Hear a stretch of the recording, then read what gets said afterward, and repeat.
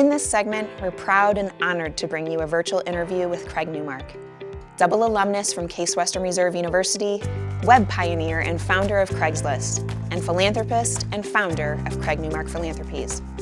Craig Newmark has been a gracious donor to Case Western Reserve University over the years, and the specific work that we're going to highlight in this segment, thanks to his generous donation, is the Case Western Reserve University Women in Tech Initiative.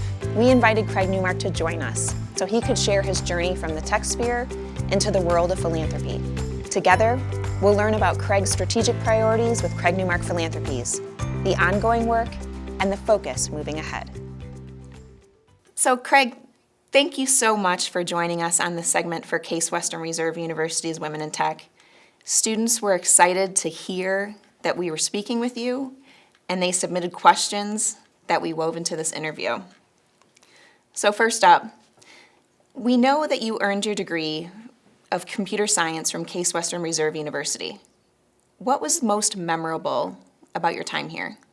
What I remember most was how much I learned about computers, computer sciences, and unfortunately, also what I didn't learn about getting along with people, about human culture, that kind of thing.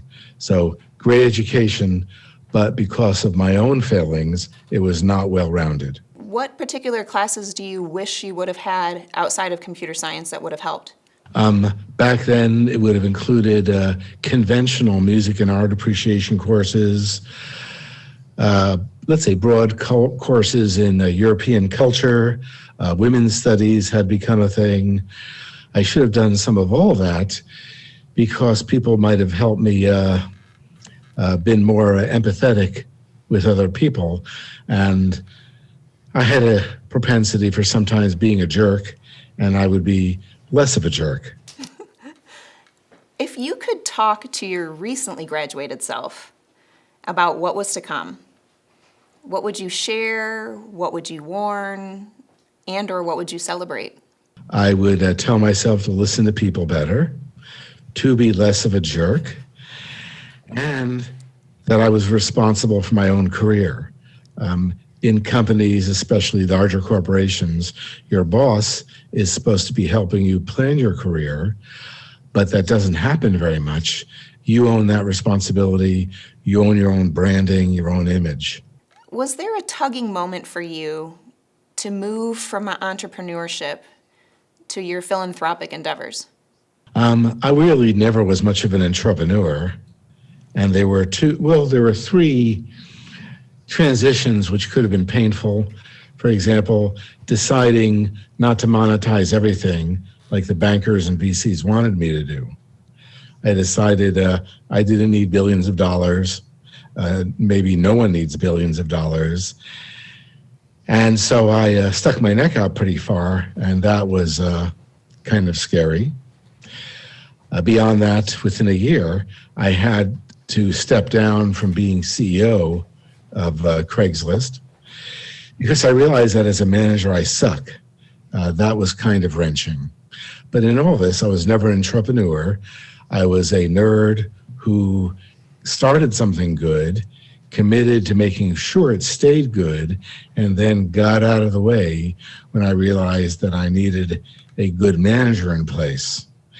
The jump from business to philanthropy, that wasn't that hard because I had already been growing into that gradually over a 5 to 10 year period, depending on how you look at it.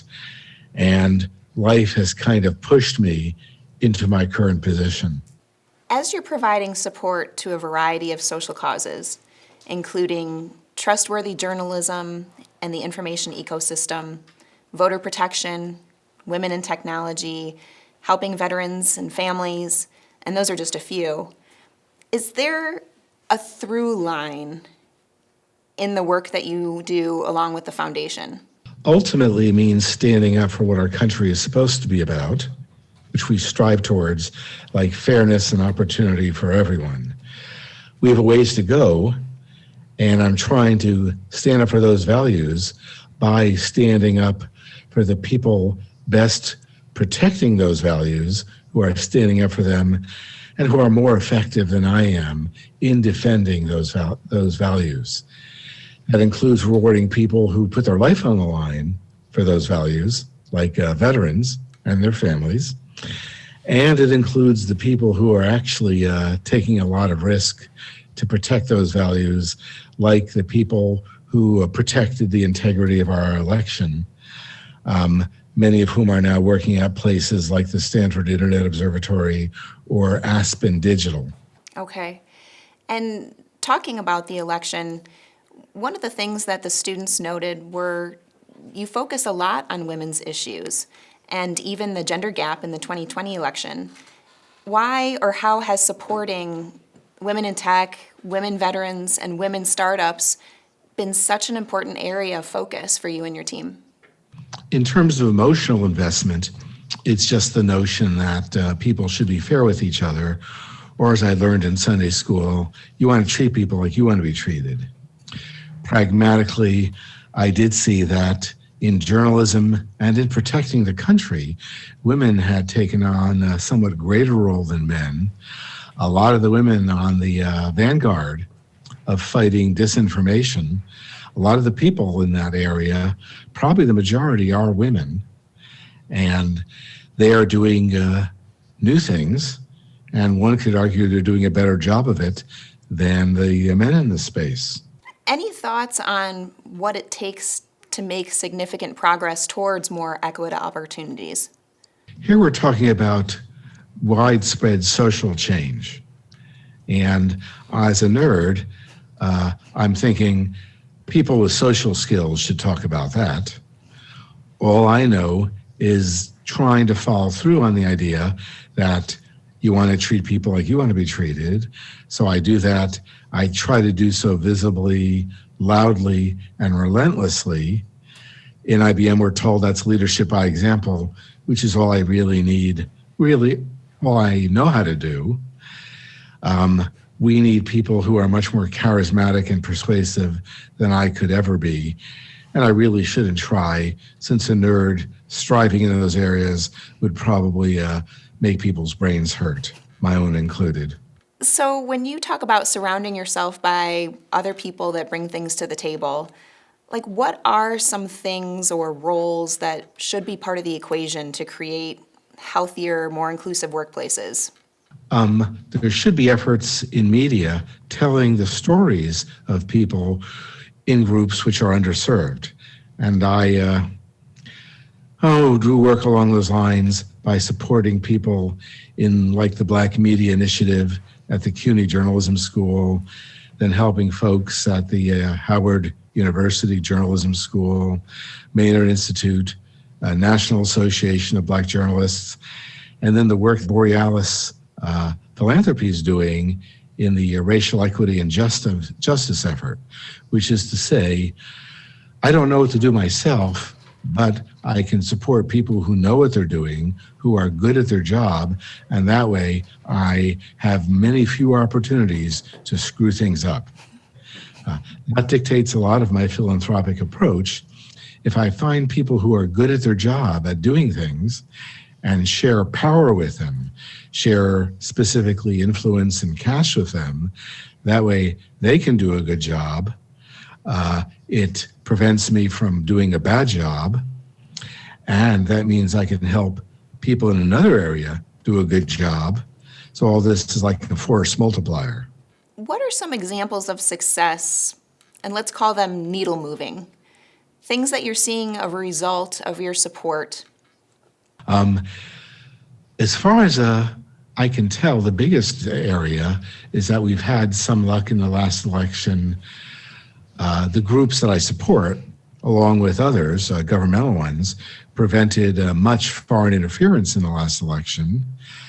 It forced it into the space of the domestic allies of our foreign adversaries, but now they've been better identified, and people are networking to do something about the people working with our foreign adversaries. There was a great report on that issued yesterday by the Election Integrity Partnership out of places like Stanford and the University of Washington, places like that. And with the election, a lot of conversation happened in and around fake news and thinking about technology and how to combat the spread of misinformation. What are your thoughts on that, or what are things that you've brought to fruition in that regard? Don't give me any credit for any of this. People smarter than me are trying to address the problem by decreasing the reach of the worst of what they call disinformation super spreaders. People are identifying people who are not exactly being truthful about these matters, finding the worst cases of that, and then trying to limit the amount of damage and hurt they can do to our country.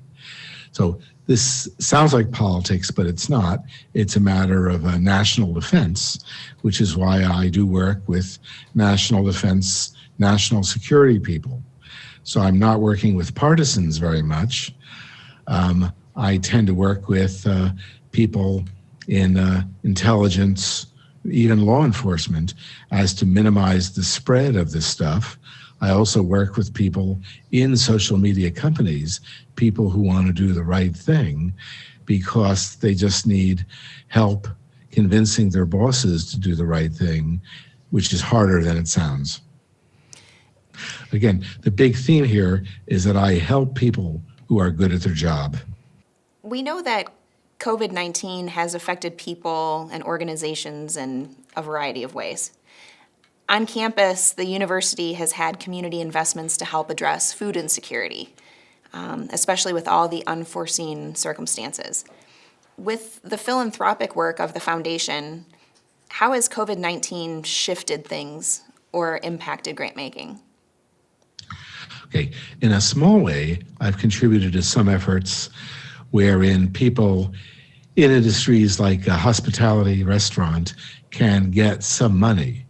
But in a much bigger way, I'm seeing that millions of Americans, possibly tens of millions of Americans, are going to bed hungry. And so I've embarked on a program building a network of food banks, food distributors to get food to people who otherwise might not have enough to eat that day. With the major food groups like World Central Kitchen, Feeding America, DC Central Kitchen, and with the Bob Woodruff Foundation, we've come up with programs to get someone's plate full, let's say during the day, so they have food on the table, then to help fill their pantry so they can be fed tomorrow. And then beyond that, how do we begin to address structural problems in our system which keep people, let's say, permanently in food insecurity? A lot of that work is through the Bob Woodruff Foundation, which works, well, basically it vets and funds organizations that are good at helping vets and their families. And more specifically, we're funding groups who are good on the ground, getting food to vets and their families who really have earned it. And food insecurity is maybe one of these grant-making areas that has evolved over time. But since the inception of the foundation, what have been some areas that have evolved or changed based on needs that you and your team are seeing? Well, the food insecurity area is the biggest one.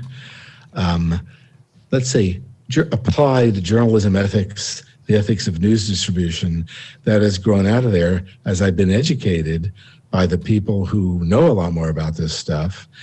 The deal is to prevent gaming the ref. This is the metaphor from the intelligence community. Basically, people who are really good at disinformation have developed methods by which they can get mainstream news to amplify disinformation. Sometimes to amplify this information, even as the mainstream news people are saying this is disinformation. That's the big problem now. How do we prevent people who have good intentions from amplifying the damage from people with bad intentions? And thinking about the broad work, your broad philanthropic work, what have been some key moments of pride when you think about grants that you've given, projects that you've been behind. Tell us about some of the rewarding moments in this role. I get a lot of mail to that effect. I guess it's fan mail. For example, among the teachers of the U.S., I support something called Donors Choose, which makes it easy for a teacher to put up a project, which could be as simple as getting enough paper and pens for their kids if they're in a poorly funded school district. And through Donors Choose, civilians like us can help fund programs $5 at a time, $20 at a time. That's the most gratifying on a continuous basis, since apparently some hundreds of teachers across the country have realized that I will amplify their requests on Twitter. So if you follow my tweet stream, a lot of it is Donors Choose stuff. If it's not that, it's birds or me making a joke about my vaccine, stuff like that. I do support some pretty heavy efforts this way in some of the areas we've been discussing. And it also includes sometimes pigeon rescue. So, Craig, we want to move to some of these types of questions that are lighthearted and more of a 5-second rapid response. Are you ready? No. Favorite memory at Case Western Reserve University? I do have friends lunch on a little rise right in the middle of campus. Most challenging college class? Advanced chemistry in the first semester of my freshman year. And you did share, and our students did know, that you're an avid ornithologist, which is a study of birds. If you could aspire to be a certain kind of bird, what kind of bird? First, I'm a half-assed birder. I put out food and water. They have to come to be watched by me. Favorite bird, hummingbird, because of their great grace and intelligence. Share a brief lemons to lemonade story. I've been at times attacked by people in bad conscience. I've learned from that a lot, and now I help protect a lot of people who operate in good conscience. That will expand in a big way, including a meeting tomorrow. What's a book we should all be reading? Maybe the books in William Gibson's current sequence. This is science fiction, like Agency, where he tells a good story, but also in his future, within the next 150 years, the world suffers a series of small apocalypses he calls the jackpot, where a large portion of the Earth's population dies off. We may be seeing the beginning of that with the pandemic, so these books are good warning us what we need to stop. Share the best piece of advice you've received lately. My comedy tutor advises me to work on my timing and delivery. He's right, but he also says I have very little hope. Oh, jeez. What's something that people don't readily know about you? And maybe comedy was one of them, but tell me something else. They pretty much make a lot of assumptions about my politics. What they don't know is it was set in place in U.S. history class. My politics is pretty much what we see in the Bill of Rights, the Declaration of Independence, and the Constitution, along with the notion that you should treat people like you want to be treated. For the Case Western Reserve University Women in Tech, you've done a wonderful job of supporting the program, and our students were interested in a piece of advice or something for them to think about as they embark on future careers, internships, and so forth. They need to remind people, probably in a subtle way, that you should treat people like you want to be treated, because we all learn that and believe it, kind of internalize it, and then forget about it when it's convenient. That, if expressed in the right, gentle way, will spur the conscience. Next, we wanted you to hear firsthand the impact that your foundation's funding is making on our students. And with your permission, we have a 3-minute video compilation from our students, and it highlights the impact the program has made on them. May we go ahead and play it for you? Please do.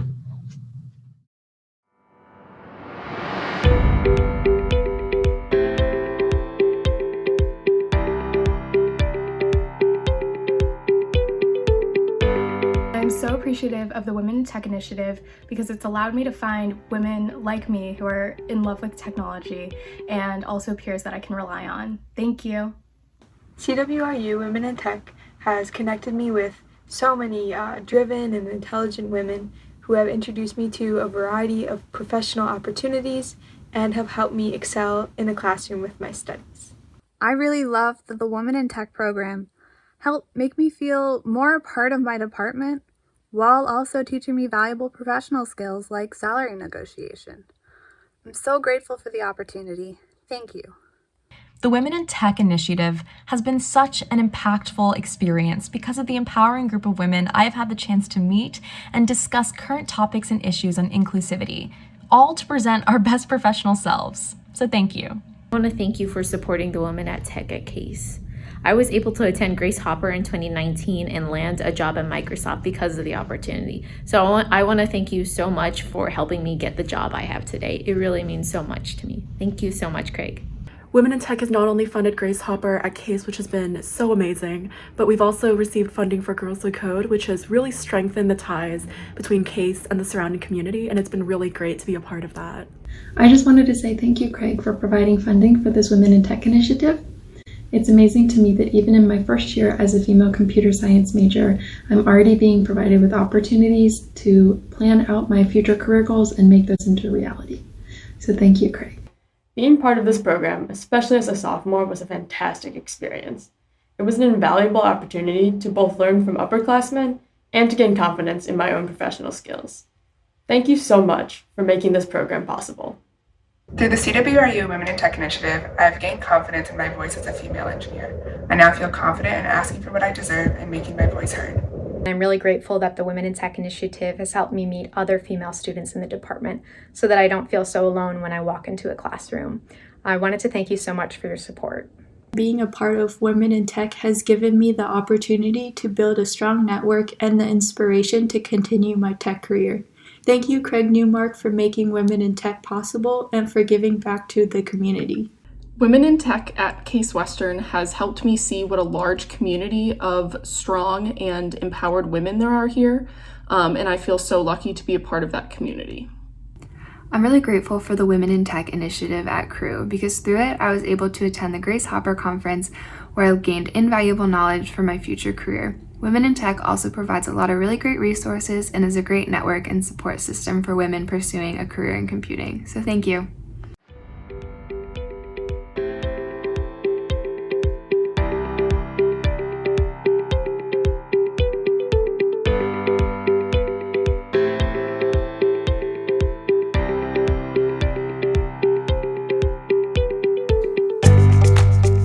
Were you able to hear it okay, Craig? Oh, I was, and it was great. I really appreciate that. Wonderful.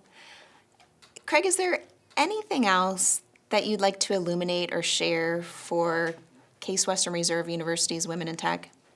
What I'd like would be for the women involved to reach out to women doing similar things in other schools, like at the University of San Francisco, at Barnard College within Columbia University. The deal is that the more people are involved, the more it becomes perceived as a reality, which means it becomes part of the new normal. Like the pandemic has accelerated movement from whatever was normal to whatever will be a new normal. And the women we just saw have the opportunity to work with others to so that the new normal is shaped more by actors of good conscience. Craig, I think we've captured the list of questions that the students had. Is there anything else that you want to go over? Not unless you want me to talk a lot more about pigeon rescue.